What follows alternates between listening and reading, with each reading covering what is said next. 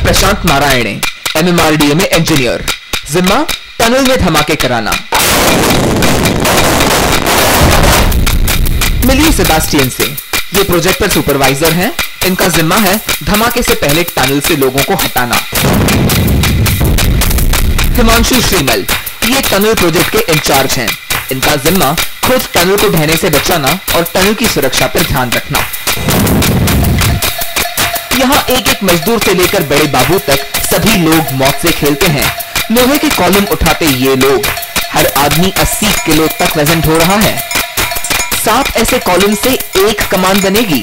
ऐसी 1500 कमानें संभालेंगी पूरे टनल का बोझ। इन्हें तो हाथ से फिट कर रहे हैं। जरा सी चूक और जिंदगी भर का फ्रैक्चर। यहाँ पे बीच में एक सॉफ्ट लेयर लगा हुआ है। ये सॉफ्ट लेयर है जो कि मुश्किलें खड़ी करता है। इससे हमें जूझना पड़ता है। अच्छा। और इस सॉफ्ट लेयर की प्रोविजन हमें करनी पड़ेगी।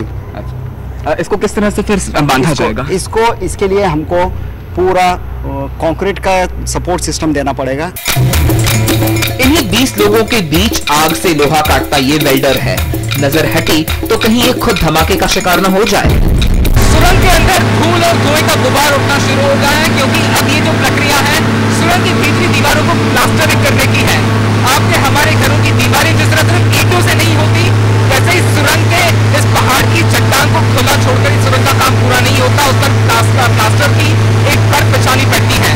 यहाँ पर कंक्रीट का एक महीन घोल बनाया जाता है, जिसको इस मशीन में घोलकर एक बड़ी पिचकारी के सहारे पीछे की दीवारों पर छिड़का जाता है। इस कंक्रीट के अंदर आप मेरी हथेली पर देखेंगे तो इस तरह की बारीक बारीक धातु की छड़ें होती हैं। ये सारी छड़ें एक साथ जुड़ती हैं, जकड़ती हैं और कंक्रीट के अंदर अपना एक जाल बनाती हैं, जो पूरे वजन को यहाँ पर झेलता रहता है। हम जैसे जैसे टनल में आगे बढ़ते गए, खतरे और बड़े होते गए। प्लास्टिक में रेती की छड़ें बांध रहे हैं लोग। इनके साथ किया धमाका और बड़ा होता है। पूरी सुरंग के अंदर कई प्रक्रियाओं पर एक साथ काम चल रहा है। सामने लोहे की छड़ों का एक सपोर्ट स्ट्रक्चर बनाया जा रहा था, कहीं आगे जेलेटिन की छड़ें बिछाकर प्लास्टिक की तैयारी चल रही है। तो यहाँ पर जो आप शोर सुन रहे हैं वो उस पंप का है जो पूरी सुरंग के अंदर कंक्रीट को छिड़कता है। साथ ही जो आवाज आ रही है उस पंप की है, जो यहाँ पर अंदर ताजा हवा का बहाव नियंत्रित करता है, ताकि अंदर जो मजदूर काम करते हैं उनको किसी तरह की घुटन ना हो। चलते चलते आ गया टनल का अंधेरा छोर। यहाँ चट्टान शुरू होती है। टनल इतना ऊंचा है कि खास 2 मंजिला ट्रक से यहाँ काम चलता है। ट्रक के छज्जे से मजदूर ड्रिल चलाकर पथरीली दीवारों में छेद कर रहे हैं। ट्रक के सामने पड़ी हैं जेलेटिन की छड़ें। हमारे फोन बंद करवाए जाते हैं, क्योंकि फोन की मौजूदगी भर से हो सकता है धमाका। जो भी आता है यहाँ पे शट डाउन कर मोबाइल्स, इवन बैटरीज वगैरह भी जो होते हैं वो भी उनको डिस्कनेक्ट करके ले जाते हैं। बारूद कम हो तो ज्यादा धमाके टनल को और कमजोर करेंगे। बारूद ज्यादा डल जाए तो टनल ही गिर पड़ने का खतरा है। चूक की कोई गुंजाइश नहीं। बारूद भरते ही सभी लोग टनल खाली कर देते हैं। पीछे छूटे तो जान या कान से हाथ धोना तय है। 30 सेकंड तक एक सायरन चीखता है, फिर अचानक 3 तेज धमाके।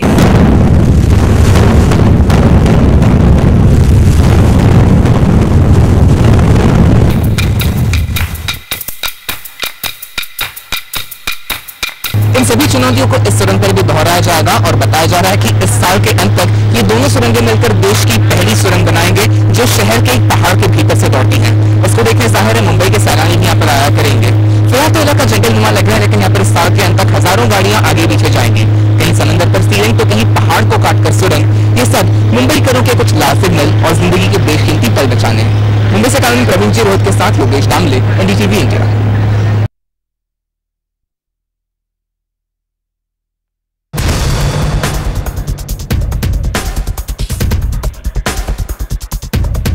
नक्शे में मुंबई देखना बहुत आसान है, लेकिन गाड़ी लेकर निकलो तो नानी याद आ जाएगी।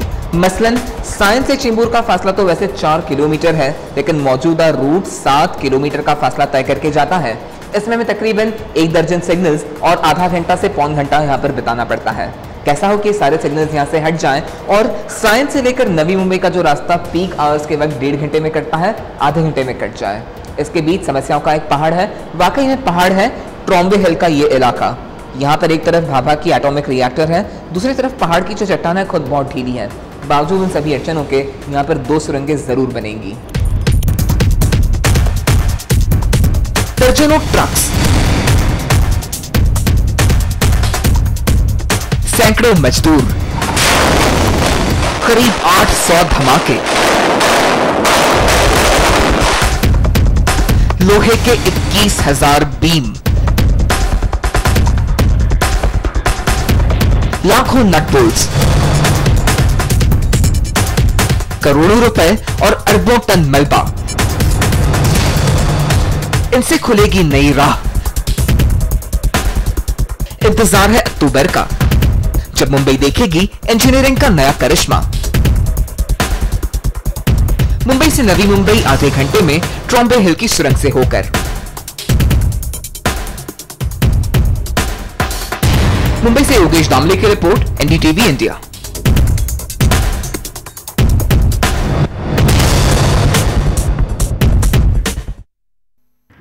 नवी मुंबई से मुंबई तक रोजाना 26 किलोमीटर से ज़्यादा का सफ़र कर, वो भी दर्जनों सिग्नल लांघ कर आना मुंबईकरों के लिए बेहद मशक्क़त का काम होता है। लेकिन इन 26 किलोमीटर में से अगर 7 किलोमीटर बिना किसी सिग्नल के तय हो तो चीज़ें कितनी आसान हो जाएंगी। ये मुमकिन है, और कैसे मुमकिन है? एक पहाड़ को काट कर। कैसे? एनडीटीवी की टीम आपको भी दिखा रही है।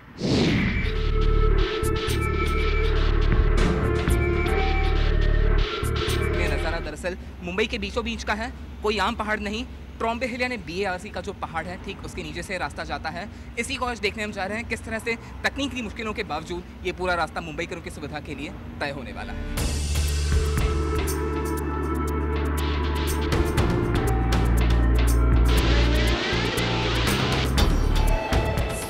इस छोर पर जहां पर क्रेन चल रही है, यहाँ पर बड़ा भारी भरकम काम चल रहा है। यहाँ पर पीछे जो चट्टानें आप गिरी हुई देख रहे हैं, ये विस्फोट के जरिए पहाड़ को कुरेद कर चट्टानें गिराई गई, इनको साफ करने का काम यहाँ पर चल रहा है, जिसको कहते हैं मकिंग। ये बेहद खतरनाक और बेहद अहम काम होता है, क्योंकि जो विस्फोटक की मात्रा होती है, अगर कम ज़्यादा होकर विस्फोट की कमजोरी में फर्क पड़ गया तो यहाँ पर पूरी की पूरी सुरंग ढहने का खतरा होता है।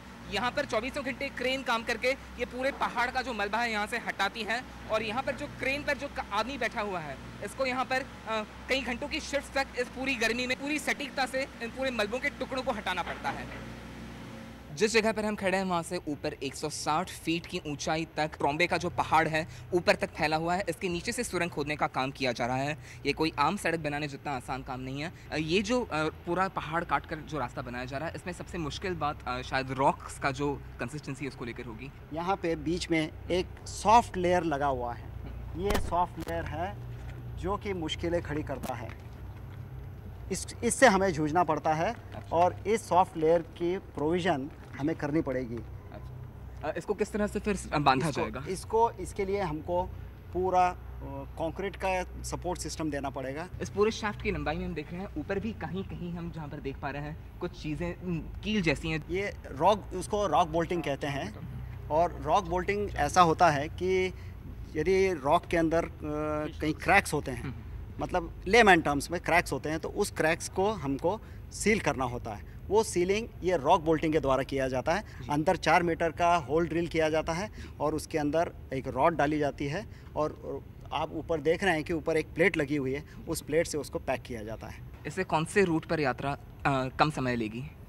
ये ईस्टर्न फ्रीवे का पार्ट है। ईस्टर्न फ्रीवे जो कि साउथ मुंबई में म्यूज़ियम से चालू होता है, और घाटकोपर के पास ईस्टर्न फ्रीवे पे वो एंड होता है, ख़त्म होता है वहाँ पे। तो उसे कम से कम 1.5 घंटे का समय लगता है, जो कि ईस्टर्न फ्रीवे का ये पोर्शन कंप्लीट होने के बाद में ये आधे घंटे का सफ़र रह जाएगा, यानी कि 1 घंटे की उसमें बचत होगी। समस्याओं का पहाड़ किसे कहते हैं, ये इस पहाड़ के नीचे देखकर पता चलता है।